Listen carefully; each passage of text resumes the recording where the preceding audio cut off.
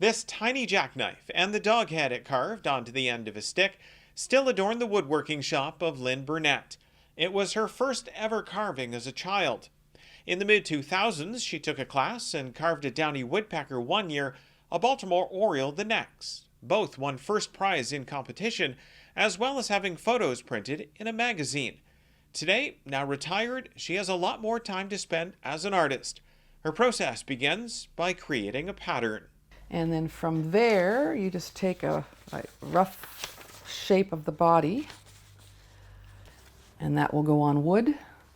And it's been cut out in 2 dimensions now. So that's the side view and the top view.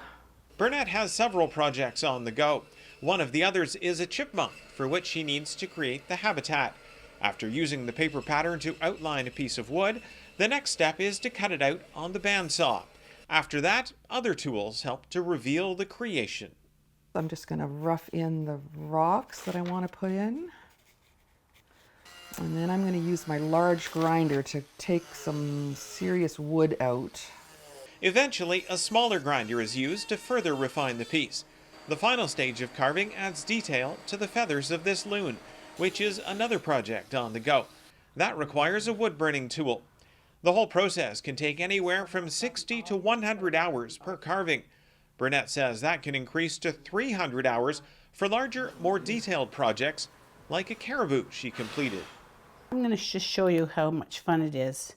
So you can see what, the oil paint looks like.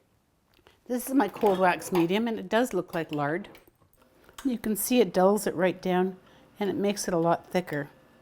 So after I've got it all mixed up, I just use these guys, and I pick it up, and this is what I paint with. This is Carol Ann Michelson, working on a different form of painting by using that unique mixture. Before any paint touches the canvas, or in this case wood panel, Michelson will create a rough outline with a marker to help activate the creative process. Then it's time to paint. So this panel is totally in the ugly stage. Like, all I'm doing is laying down color, building up texture, creating surfaces that I can respond to afterwards. So I'm just adding color. So one of the things I like to do to create texture is I'll use crinkled tissue paper and pull off, and you can see all the wonderful patterns that it creates. Once enough layers of paint have been applied and textured, Michelson will scrape some of it off to expose what's underneath, and in so doing, reveal a finished work of art.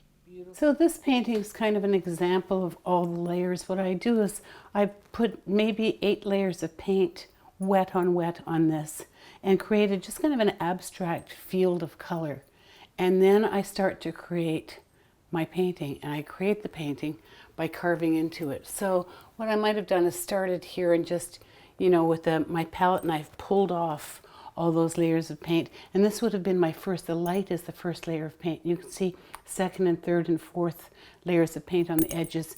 Paintings, wood carvings, and many other forms of art will be part of the studio tour hosted by the Fine Art Society of Milton this weekend. Jason Trout for Halton News in Milton.